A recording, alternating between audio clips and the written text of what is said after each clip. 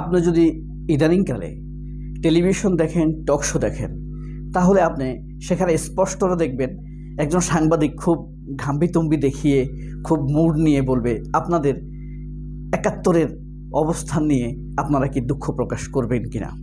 এখন কথা হলো, তারা যে এই প্রশ্নটি করে যখনই দেখে তাদের সামনে যে অতিথি আছে সে যদি শিবির হয় বা জামায়াত হয়, তাহলে তাকে এই প্রশ্নটি করে মুরগি বানিয়ে দেওয়ার চেষ্টা করা হয়।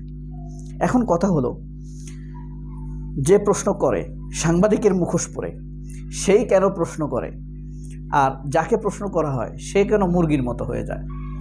ব্যাপার হলো, এই ৭১ সালের অর্থাৎ ৫৩ বছর আগের বিষয়টিকে তাদেরকে এতই গত ৫৩ বছর যাবৎ অত্যাচার করা হয়েছে ভারতীয় মুক্তিযুদ্ধ হেজিমনি দিয়ে, তারা এটাকে তাচ্ছিল্য করতে পারে না। কারণ শেষে এটাকে কোথা নিয়ে ঠেকায় এটা বলা যায় না। এই প্রশ্নের ইস্যুতে গোলাম আজমের ছেলে ব্রিগেডিয়ার আমান আজমিরকে অ্যারেস্ট করা হয়েছে, কিন্তু সাংবাদিক অঞ্জনের একটি ফেসবুক স্ট্যাটাসকে কেন্দ্র করেই গোলাম আজমের ছেলেকে অ্যারেস্ট করা হয়েছিল বা গুম করা হয়েছিল, যাকে 11টি বছর কষ্ট দিয়েছে। দেখেন, বাংলাদেশের যেই পক্ষটি এই প্রশ্নটির সম্মুখীন হয় তারা ৭১-এর জন্য ক্ষমা চাইবে কিনা। এখন কথা হলো, ক্ষমা কার কাছে চাইবে, কার কাছে ক্ষমা চাইবে?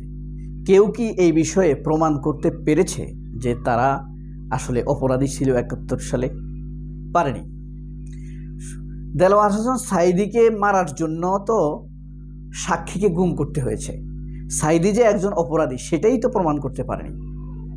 কামারুজ্জামান যে একজন অপরাধী সেটাই প্রমাণ করতে পারেনি। কাদের মোল্লাকে অপরাধী প্রমাণ করার জন্য তারা আইন চেঞ্জ করেছে মারার জন্য। কাদের মোল্লা যে একজন অপরাধী সেটাই তো প্রমাণ করতে পারেনি তারা পরিষ্কারভাবে আইনের কাছে। কামারুজ্জামানকে অপরাধী প্রমাণ করতে পারেনি। মীর কাসেম আলীকে কি তারা অপরাধী প্রমাণ করতে পেরেছে? বিএনপির সালাউদ্দিন কাদের চৌধুরী, সে বিএনপি করে, তারপরে যেই বিষয়ে তাকে অপরাধী করার চেষ্টা করা হয়েছে আসলে কি তাকে অপরাধী প্রমাণ করতে পেরেছে? পারেনি। পত্রিকার কাটিং দিয়ে কি অপরাধী প্রমাণ করে? এখনকার প্রথম আলোর কথা চিন্তা করেন, তারা যেই পরিমাণ মিথ্যা কথা লেখে, ধরেন 40 বছর আগে, এখন 24-এর ছাত্র আন্দোলনে যারা আন্দোলন করেছে তাদেরকে আবার এই প্রশ্নের মুখোমুখি করা হবে। মনে করেন এখন যেরকম ৭১ নিয়ে প্রশ্ন করা হয়, তখন আবার উল্টিয়ে এটাকে চেঞ্জ করে ছাত্রদেরকে অপরাধী সাজিয়ে প্রথম আলোর রিপোর্টগুলো দিয়ে, জনকণ্ঠের রিপোর্ট দিয়ে, কালের কণ্ঠের নিউজগুলো দিয়ে যদি এই ছাত্রদেরকে অপরাধী হিসাবে দাঁড় করে বিচার করানো হয়, আর বিচারের এভিডেন্স যদি হয় প্রথম আলো, কালের কণ্ঠ, বাংলাদেশ প্রতিদিন, জনকণ্ঠ, দেশ টিভি, ৭১ টিভি, সময় টিভি, আর টিভি, তাহলে নিশ্চিতভাবে ছাত্রদের ফাঁসি হবে। এতে কোনো সন্দেহ আছে? কোনো সন্দেহ নেই। এখন কথা হলো, কেন তাহলে প্রশ্ন শুনে এক শ্রেণী মুরগি হয়ে যায়? কারণ হলো, ওই যে একদিক থেকে প্রশ্ন করে একদিক থেকে আরেক দিকে অবান্তর প্রশ্ন করবে। এই বিষয়ে প্রশ্ন করার জন্য সবচাইতে করিতকর্মা ভূমিকা পালন করে কে? এটা হইল খালেদ মহিউদ্দিন। আর উৎপাত করে মঞ্জুরুল আলম পান্না এবং মাসুদ কামাল খান।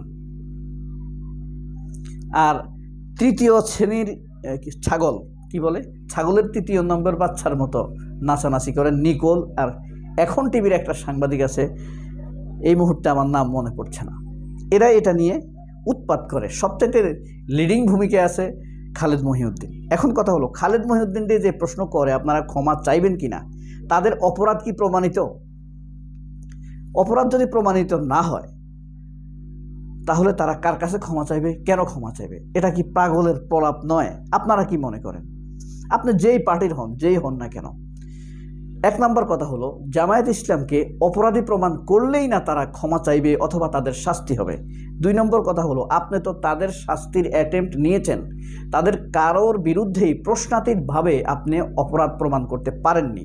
এর কারণ হলো, তাদের পক্ষে আইনজীবীকে আসতে দেননি, টবি কিডম্যানকে আসতে দেওয়া হয় নাই, এবং ব্রিটেনের আদালত এই বিচারটাকে সম্পূর্ণ অপরাধী হিসাবে, ফ্রড হিসাবে প্রমাণ করেছে। এরপরে আপনি কামরুজ্জামান, কাদের মোল্লা, মীর কাসেম আলী বা সালাউদ্দিন কাদের চৌধুরী যাদেরকে ফাঁসি দিয়েছেন তাদেরকে প্রশ্নাতীতভাবে ফাঁসি দেন নাই, শুধুমাত্র হত্যা করেছেন তাদেরকে আপনি। এখন অপরাধী তো আপনি, গেল একটি বিষয়। দ্বিতীয় বিষয় হলো,